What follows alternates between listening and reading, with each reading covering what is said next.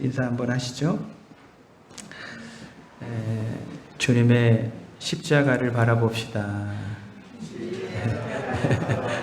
네. 네, 우리 어려움의 때에 우리 주님의 십자가 바라보고 승리할 수 있는 우리 성도들이 될 수 있길 원합니다.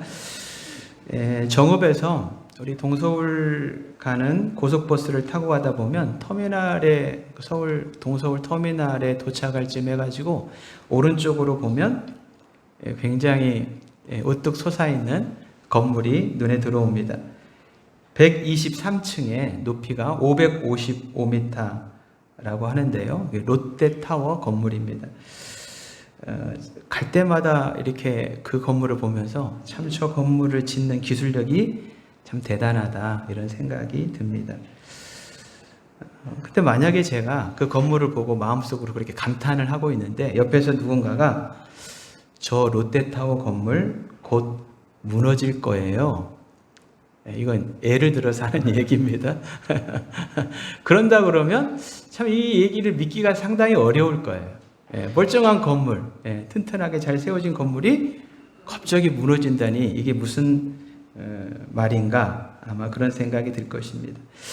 오늘 우리가 읽은 이 본문에 보면 사실은 이 이야기보다 훨씬 더 믿기 어려운 이야기가 등장을 합니다. 자, 1절을 한번 보시죠. 예수님께서 제자들과 함께 지금 성전에서 나가셔요. 근데 제자 중에 한 사람이 성전 건물을 보면서 예수님에게 이렇게 얘기를 합니다. 그 1절 중간 부분에 보니까 이르되 선생님이여 보소서 이 돌들이 어떠하며 이 건물들이 어떠하니이까. 이게 쉽게 얘기하면 예수님 이 성전 건물이 얼마나 웅장하고 얼마나 아름답습니까? 라고 감탄을 하는 것입니다. 우리가 아는 것처럼 이스라엘 백성들에게 성전은 아주 특별한 장소입니다. 거룩하신 하나님이 임재하시는 장소예요. 이스라엘 백성들의 신앙의 중심지가 성전입니다. 근데 역사를 보면 이스라엘 백성들이 3번에 걸쳐 가지고 성전을 새로 짓습니다. 맨 처음 지어진 성전이 어떤 성전이죠? 솔로몬 성전입니다. 원래는 다윗이 하나님을 사랑하는 마음으로 성전을 짓고 싶었는데 하나님이 허락을 하지 않으셨어요. 그래서 다윗의 아들 솔로몬이 성전을 지었습니다. 솔로몬이 지은 성전의 규모가 어느 정도였을까요? 쉽게 설명을 하면 지금 우리 교회 건물만큼의 규모였습니다. 길이가 60규빗, 30m예요. 옆에가 30m, 폭이 20규빗, 10m, 높이가 30규빗, 15m. 그러니까 높이만 우리 교회보다 조금 높다고 생각을 하시면 됩니다. 여러분들이 생각하시기에는 성전 규모가 크다고 생각이 되셔요? 작다고 생각이 되셔요? 모든 종교에는 사실 신전이 있습니다. 그리고 사람들은 신전의 크기가 보통은 신의 위대함하고 비례한다고 생각을 합니다. 그래서 할 수만 있으면 신전을 크게 지었습니다. 세계에서 제일 큰 신전이 이집트에 있는 카르낙 신전이라고 그렇게 얘기를 하는데요. 길이가 2km래요. 신전. 폭이 1km라고 합니다. 그러니까 거기에 비하면 솔로몬 성전은 상당히 작은 규모다 이렇게 이야기할 수 있습니다. 그런데 이렇게 지어진 솔로몬 성전이 BC 586년에 파괴가 됩니다. 성경에 보면 그 이유가 나와 있잖아요. 남유다 백성들이 하나님께 불순종해요. 그래서 바벨론에 의해서 멸망을 당하는데 그때 성전도 완전히 파괴가 되었습니다. 자, 두 번째 성전은 솔로몬 성전이 파괴되고 난 70년 후에 지어진 성전입니다. 나라가 멸망하면서 이스라엘 백성들이 포로로 잡혀갔어요. 그러다가 귀환을 하게 됩니다. 지도자 스룹바벨을 중심으로 이들이 귀환을 하게 되는데요. 이 1차 귀환한 백성들의 귀한 목적이 뭐였냐면 무너진 성전을 짓는 것이었습니다. 에스라서에 보면 성전을 짓는데 엄청난 어려움이 있었습니다. 반대하는 세력이 있었습니다. 근데 이 모든 것들을 극복하고 BC 515년에 성전을 완공을 합니다. 이때 성전은 솔로몬 성전보다 규모가 작았습니다. 이 성전을 지도자의 이름을 따가지고 수룹바벨 성전, 두 번째 성전을 수룹바벨 성전이다 이렇게 얘기를 했습니다. 근데 이 성전도 BC 63년경에 로마에 의해 가지고 이 성전이 유린을 당하게 됩니다. 그리고 이제 마지막 세 번째 성전이 지어지는데 오늘 본문에 나와 있는 제자들이 보고 있는 성전이 이 세 번째 성전입니다. 이 성전은 이스라엘 백성들에 의해서 지어진 것이 아니라 헤롯 대왕이 성전을 짓습니다. 이 왕은 하나님을 섬기는 사람은 아닙니다. 근데 유대인들의 환심을 사기 위해서 성전 규모를 웅장하고 크게 짓습니다. 야, 너희들이 좋아하는 성전 내가 크게 지어줄 테니까 내 말 잘 들어라. 뭐 그런 거죠. 한쪽이 긴 쪽 길이가 한 500m 정도 됐다고 해요. 높이가 15층 규모였다고 하니까 굉장히 큰 규모였습니다. BC 20년에 시작을 해가지고 최종 완공은 AD 64년. 그러니까 거의 한 80년에 걸쳐가지고 2만 명이 동원이 되어서 이 성전을 지었습니다. 이 얘기는 무슨 얘기냐면 지금 제자들하고 예수님이 성전을 보고 있을 때도 성전 공사가 진행 중이었다는 얘기예요. AD 64년에 완공이 됐다는 얘기는 예수님 살아계실 때 성전 공사가 계속 되고 있었다는 이야기입니다. 그러니까 아마 주요 시설물들을 다 완공이 됐던 것 같아요. 그러니까 이렇게 감탄을 하죠. 그리고 외부적인 이제 부분들을 계속 공사를 했던 것 같습니다. 기록에 의하면 이 헤롯 성전을 지을 때 사용했던 돌 하나의 크기가 얼마만 하냐면 세로 4m, 가로 12m였다고 합니다. 우리 지금 강단 있죠? 요 넓이는 돌 하나가 이 정도. 그리고 길이는 여기보다 1m가 더 큰 거예요. 이런 돌을 사용해서 성전을 지었다는 것입니다. 그러다 보니까 그 본 사람들이 감탄을 하지 않을 수 없었던 것이죠. 그래서 유대 랍비들은 이렇게 이 얘기를 했대요.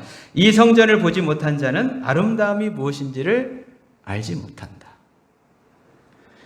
그러니까 이 1절의 제자들이 성전 건물을 보고 감탄을 한 것이 당연한 반응이었습니다.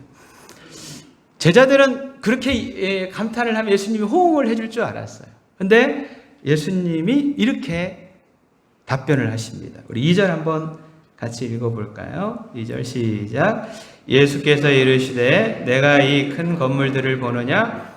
돌 위에 돌 하나 돌이 남지 않고 다 무너뜨려지리라 하시니라. 야, 이 성전 너희가 보느냐? 이거 돌 위에 돌 하나도 남지 않고 다 무너지고 말 것이다. 완전히 파괴될 것이라고 말씀을 하시죠. 제자들이 받은 충격이 이만저만한 것이 아닙니다. 이렇게 튼튼하고 거대한 건물이 무너진다는 것도 믿기가 어렵지만 말씀드렸잖아요. 이 성전은 하나님이 계신 곳이라고 생각을 했어요. 하나님이 계신 곳은 절대 무너지면 안 돼요. 이 사람들 생각에.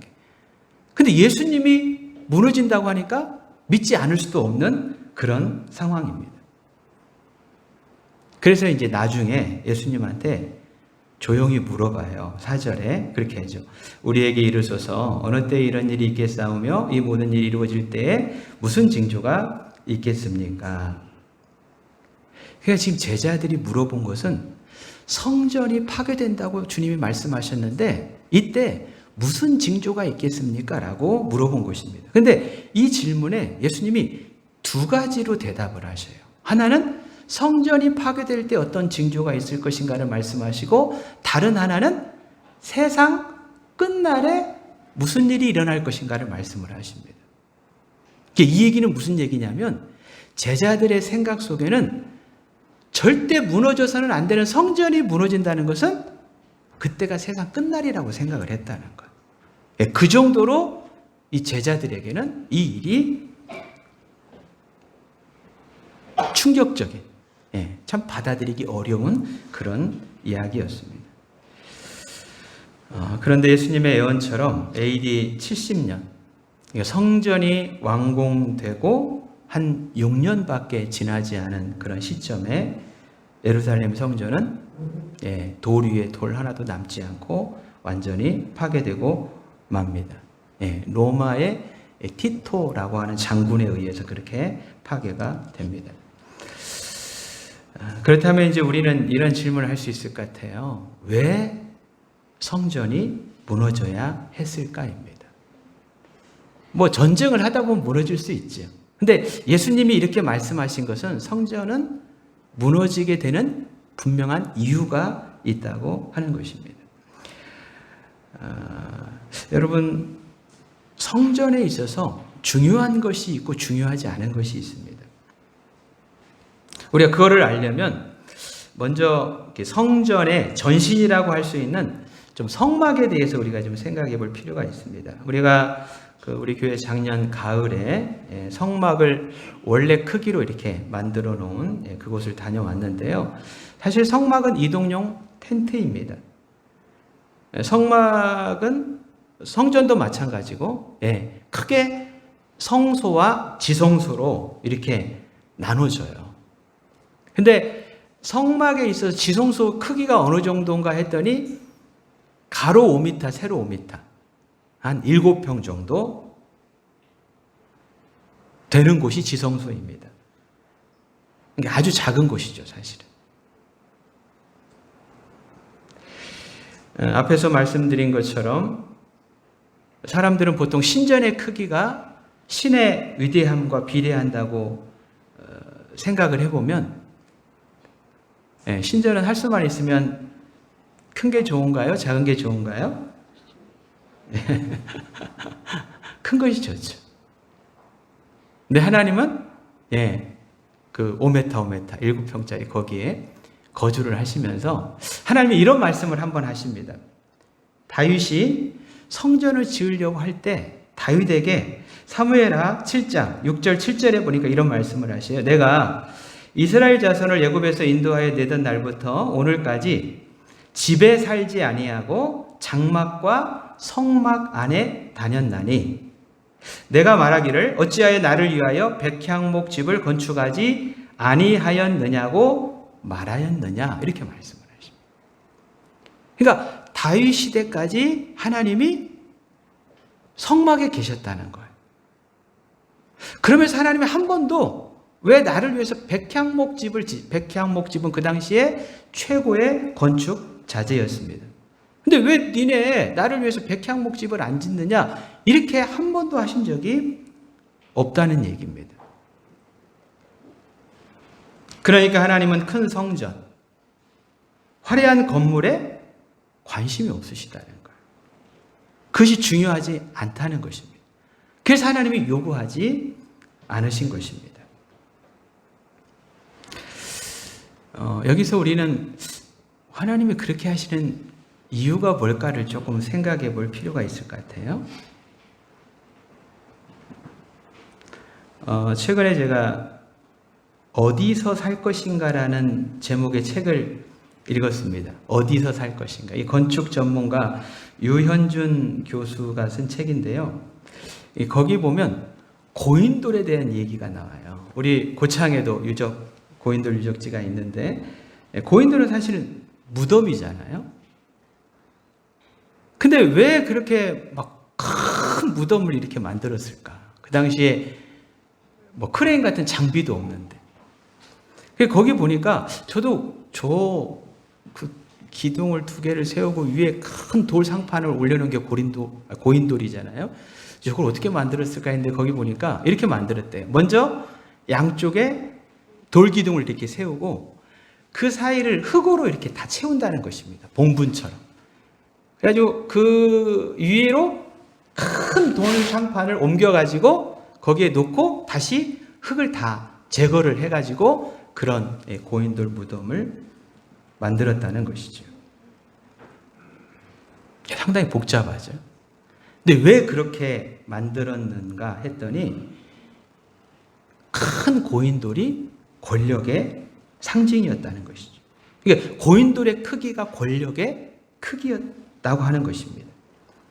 그러니까 옆에 부족이 쳐들어 오려고 하다가 큰 고인돌을 보고 이 사람은 나보다 권력이 세구나 해가지고 쳐들어오지 않게 됐다는 이야기입니다. 이게 이집트의 피라미드 엄청나잖아요. 중국의 만리장성 그런 이유로 만들어졌다는 겁니다. 한마디로 과시를 하기 위해서 만들었다는 거예요. 근데 왜 그러면 사람들은, 통치자들은 이런 건물을 가지고 자기를 과시를 했냐면 사실은 그 밑바닥에 가서 보면 두려움 때문에 그랬다는 이야기입니다. 내가 통치를 하고 있는데 주변 나라가 좀 두려워요. 주변 통치자가 두려워요. 그러니까 거대한 건물을 지어가지고 나 이런 사람이야. 나한테 까불지 마. 이렇게 과시를 했다는 것이죠. 지금도 비슷하지 않나요? 사람들은 큰 거를 좋아하잖아요. 그걸 가지고 나를 좀 과시하려고 하는데. 근데 그 밑바닥에 가면 두려움이 자리 잡고 있다는 것입니다. 그런데 이런 거대한 구조물을 세우지 않는다는 것은 무엇을 의미하는 것인가? 그 책에 보면 미국의 예를 들어서 설명을 하고 있습니다. 미국이 테러로 인해서 세계 무역센터 건물이 무너졌습니다. 그 자리에 새로운 건물을 짓는데 미국의 자본과 기술력이라고 한다면 세계 최고로 높은 건물을 지을 수 있다는 것입니다. 근데 미국이 오히려 이전보다 더 낮은 층수의 건물을 지었다는 거죠. 왜 그랬을까? 이미 미국은 자신들이 세계 최강이라고 자부를 하고 있다는 것입니다. 그래서 높은 건물 가지고 자신들을 과시할 필요가 없다는 거예요.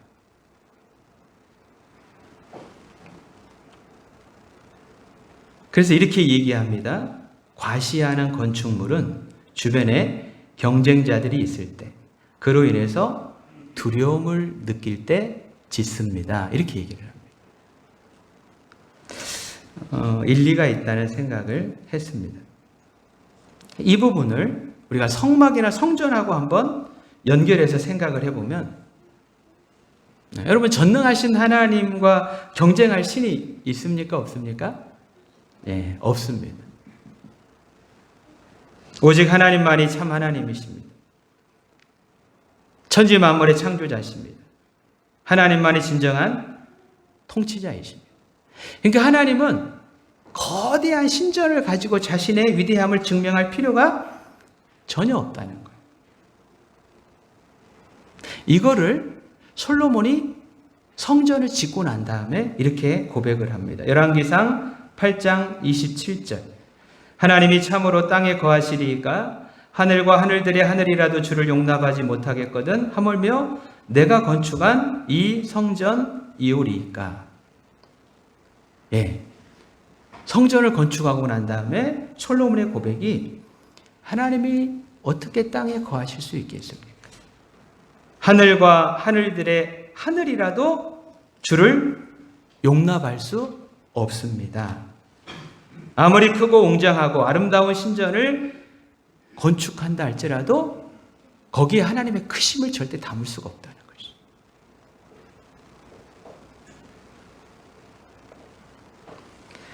것이죠. 성막은 비록 굉장히 작은 규모였지만 거기에 하나님이 계셨습니다.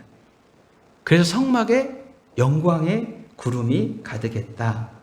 성경은 그렇게 말씀을 합니다.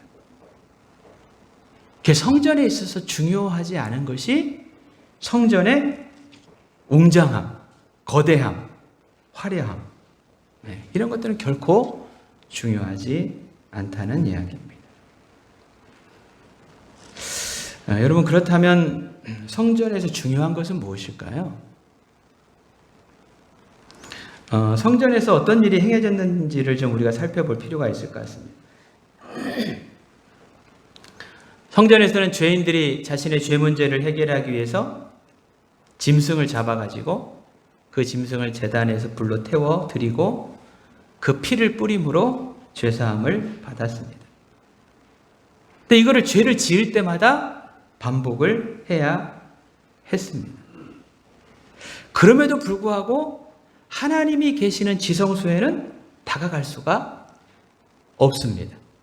무거운 휘장이 가로막고 있었습니다. 그러니까 성전을 통해서 사람들은 자신의 죄악된 모습을 발견하게 되는 것이죠. 자기의 죄 때문에 자기가 직접 짐승을 잡아요. 짐승이 죽는 것, 피를 흘리는 것, 이거를 보면서 참 죄라고 하는 것이 얼마나 무서운 것인가를 경험하게 됩니다. 그럼에도 불구하고 하나님께 나아갈 수 없는 단절을 경험을 하면서 이 죄가 완전하게 해결이 되고 하나님께 나아가는 길이 열리기를 사람들은 사모하게 된다는 것이죠. 근데 여러분, 이걸 완성하신 분이 누구시죠? 예수 그리스도께서 이거를 완성을 하셨습니다. 하나님의 아들이 친히 어린 양이 되어 주셔서 십자가에서 제물이 되어 죽어 주셨습니다. 우리 죄의 문제를 해결해 주셨습니다. 이로 인해서 성소와 지성소를 가로막고 있던 휘장이 위에서부터 아래로 찢어졌습니다. 하나님께 나아가는 길이 열린 것이죠. 이거를 히브리서 10장 20절은 이렇게 얘기를 합니다. 그 길은 우리를 위하여 휘장 가운데로 열어놓으신 새로운 길이요 휘장은 곧 그의 육체니라, 이렇게 말씀을 합니다. 그러니까 여기서 중요한 건 이것입니다. 사실 성전은 예수님의 그림자 역할을 했다는 것입니다. 성전의 완성은 예수님이시다, 이렇게 이야기를 할 수 있습니다. 그러니까 여러분, 이게 중요한 게 뭐냐면요, 성전이 예수님의 그림자고 성전의 완성이 예수님이라고 한다면, 이스라엘 백성들이 성전에서 신앙생활을 바르게 했다면 누구를 알 수 있을까요? 맞습니다.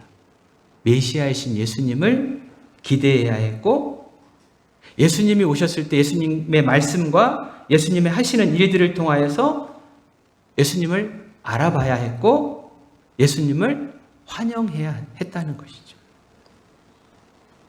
성전에서 바르게 신앙생활을 했으면 그것이 맞다는 것입니다.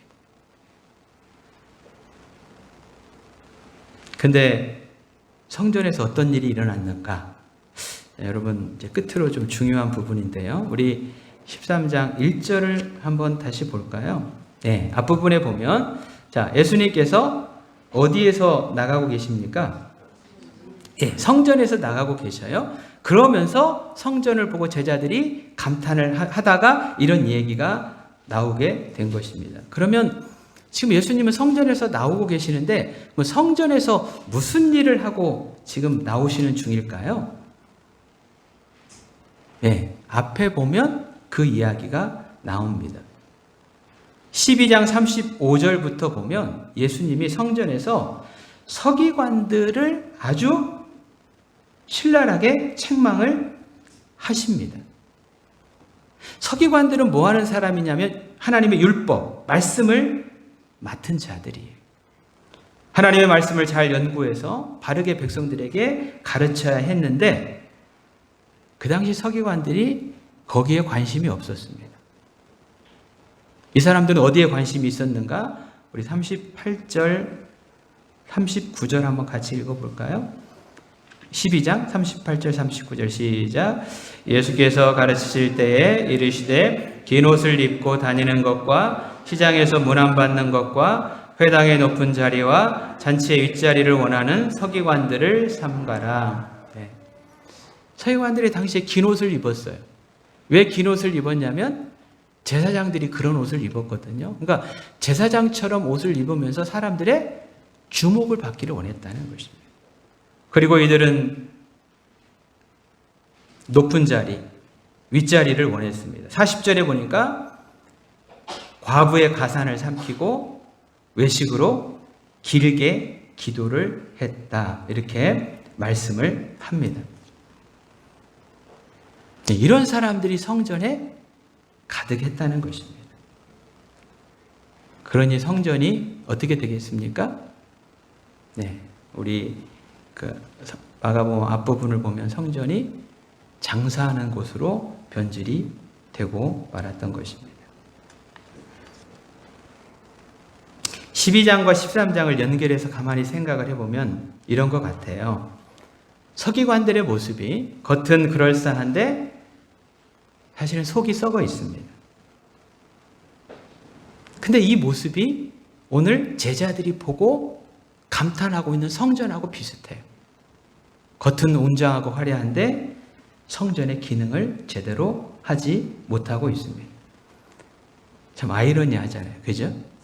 성전의 완성자이신 예수님이 그 안에 계시는데 그 예수님을 몰라보고 엉뚱한 데 관심을 기울이고 있었다는 것입니다. 그래서 예수님은 돌 위에 돌 하나도 남지 않고 다 무너질 것이다 라고 말씀을 하신 것이죠. 이렇게 해서 사실은 이제 건물로 된 성전은 다 사라졌습니다. 그러니까 여러분 지금 이 예배드리는 건물을 성전이라고 하면은 안 돼요. 여기를 제단이라고 하는 것도 안 됩니다. 건물 성전은 이제 없습니다. 이제는 성전 대신 예수님을 모시고 살아가는 성도들이 성전입니다. 우리가 성전이 된 거예요. 그런 성도들이 모여있는 공동체가 새로운 성전이라고 하는 것입니다. 그러면 이제 우리 결론적으로 우리는 이 시대의 새로운 성전으로 살아가고 있는데 우리의 모습이 어떠해야 할까 이거를 좀 살펴보고 말씀을 마치도록 하겠습니다. 오늘 우리는 고난주의를 보내고 있는데요. 함께 모여 예배할 수 없는 상황을 맞이하고 있습니다. 유례 없는 상황을 맞이하다 보니까 저도 여기저기서 많은 목소리들을 듣게 됩니다. 저한테도 막 여러분들이 다양한 의견들을 문자로 보내주고 있습니다. 한쪽에서는 정부가 기독교를 탄압한다고 얘기를 합니다. 다른 한쪽에서는 국민의 건강을 위한 일이요 교회의 덕을 위한 일이니까 정부의 방침에 동참해야 한다고 얘기를 합니다. 근데 여러분 오늘 본문 말씀을 보면 사실 성전이 무너지는 것은 외부의 공격 때문에 무너진 것은 아니라고 하는 사실을 알게 됩니다. 지금 보니까 내부적으로 이미 성전은 무너져 있어요. 겉은 굉장히 화려하고 웅장한데 이미 성전의 기능을 제대로 하고 있지 못했다는 것입니다. 신앙이 형식화되고 습관화되었습니다. 사실 많은 일을 성전에서 당시에 사람들이 자기 위치에서 하고 있었다는 것이죠. 근데 말씀에는 관심이 없어요. 그 일을 하면서 다른 것에 관심을 기울였습니다. 주목을 받는 것, 높은 자리에 앉는 것. 그러다 보니까 신앙인들에 의해서 하나님의 뜻과는 정반대되는 열매들이 나타나더라는 것이죠. 사랑하고 섬겨야 할 사람들이 오히려 고통을 당하고 하나님의 영광은 땅에 떨어지는 일들이 일어난 것입니다. 여러분, 성전이 파괴됐다는 것은 이미 하나님이 성전에 떠나셨다는 얘기예요. 하나님이 계신 성전은 절대 사실 누구도 건들 수가 없습니다. 제대로 역할을 못하니까 하나님이 떠나시죠. 하나님이 계시지 않으니까 성전은 파괴되고 만 것입니다. 오늘 이 시간을 통하여서 참 어려움의 시기를 보내고 있는데요. 우리는 좀 겸손하게 성전된 우리의 모습을 좀 돌아보는 계기가 되어야 할 것입니다. 우리가 건물 성전은 아니지만 이제 예수 그리스도의 십자가의 사랑을 통해서 우리가 성전이 되었다고 한다면 우리 신앙의 무너진 부분은 있지 않는지 좀 점검하고 잘 세워야 할 것입니다. 특별히 우리는 말씀을 묵상하고 그 말씀 안에서 하나님의 뜻을 알아가고 하나님과 교제하고 또 그러면서 서로를 돌아보고 세워주고 격려하는 공동체를 이루어가는 것. 이 시대를 우리가 분석하고 또 뭐가 문제인가를 얘기하는 거, 이것도 저는 나쁘지 않다고 생각을 합니다. 그러나 가장 중요한 것은 사실은 우리 자신을, 성전된 우리 자신을 돌아보고 무너진 데가 있지 않는지, 또 작게는 우리 성전된 공동체, 이 부분들을 잘 세워가는 것, 이거를 통해서 우리가 하나님의 뜻을 이루어가게 된다고 하면 세상을 향해서도 또 하나님의 영광을 드러낼 수 있는 그런 공동체로, 그런 성도들로 세워져 갈 수 있을 것이다. 그런 은혜가